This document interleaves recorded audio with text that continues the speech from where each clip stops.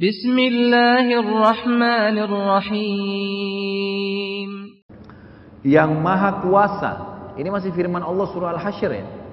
Ini bukan saya yang nambah-nambah, tapi ini firman Allah dikatakan yang Maha Kuasa, kuasa menguasai apa saja. Yang memiliki segala keagungan, Maha suci Allah dari apa yang mereka persekutukan.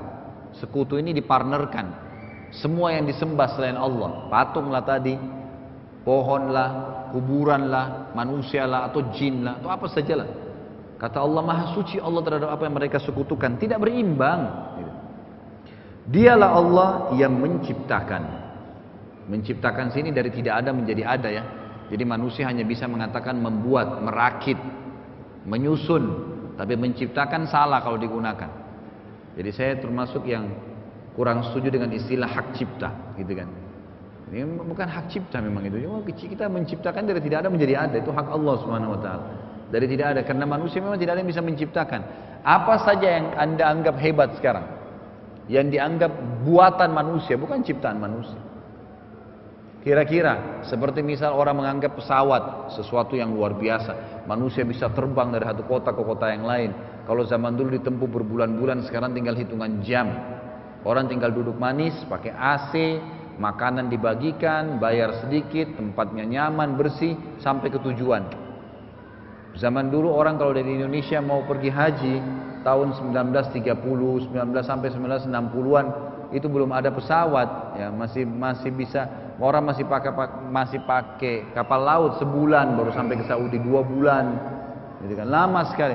Sekarang dengan 9 jam bisa dijangkau. Teknologi yang luar biasa.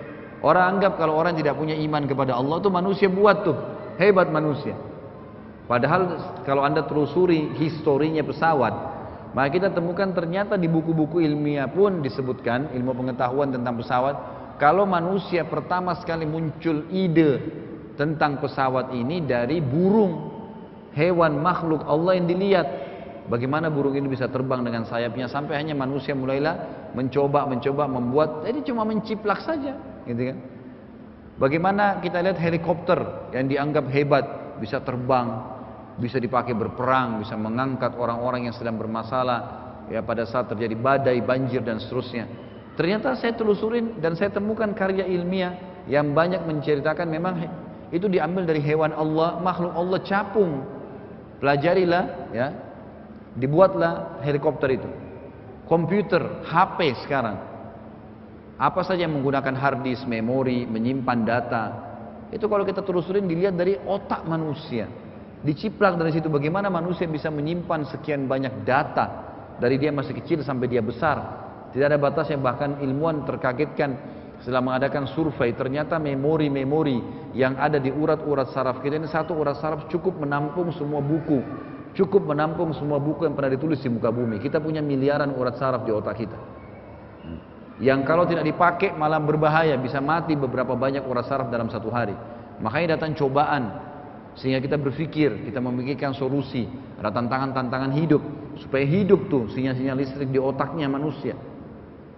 Allah Subhanahu wa taala semua menciptakan itu. Allah Subhanahu wa taala yang menciptakan semua itu. Ya. Yang manusia hanya menciplak saja. Saya pernah kasih contoh, kalau Bapak Ibu ingat, saya lupa kalau tidak salah bulan lalu saya sempat sebutkan ini. Ada manusia misalnya berdua, satu pelukis, satu temannya. Si pelukis dan temannya ini duduk di pinggir pantai, lalu kemudian melukis. Pinggir pantai kebetulan apalagi kalau musim panas seperti sekarang, itu kelihatan sekali lautnya jadi terang, warnanya airnya jernih, langit terang, gitu kan. Anggaplah kita duduk di sebuah pantai, pinggir pantai, lautnya terang, ada kapal, matahari lagi terang, ada sedikit awan, ada burung yang berterbangan, ada pohon kelapa dengan buahnya. Datanglah seorang teman kita melukis. Lalu dia ikutin lukisan yang ada di depan kita itu. Persis sama, pohon kelapanya, lautnya, warna airnya, burung yang berterbangan. Tentu melukis tidak boleh makhluk hidup ya. Ini saya kasih perumpamaan saja. Kemudian dia berhasil lukis seperti apa yang dia lihat dan kita lihat. Kira-kira apa yang kita katakan tentang lukisan dia? Saya yakin kita akan mengatakan hebat ya, bagus ya, gitu kan. Padahal kita lupa, bahkan kadang-kadang lukisan yang persis mirip dengan apa yang dia lihat berhasil dilukis, harganya bisa miliaran rupiah tuh. dijual mahal.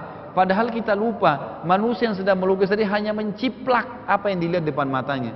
Dan lukisan dia tidak bisa bergerak, Bapak Ibu sekalian. Lukisannya Allah ini bisa bergerak. Pohon kelapanya buahnya bisa diambil. Lautnya airnya bisa bergerak. Burung-burung itu bisa pindah tempat. Manusia cuma kagum dengan lukisan yang sempit dan berapa luas yang dia ambil, seluas dengan pandangan mata dia saja. Sementara alam semesta ini luar biasa luasnya. Bagaimana manusia tidak berpikir jauh ke situ? Ini Allah yang menciptakan, kata Allah. Dialah yang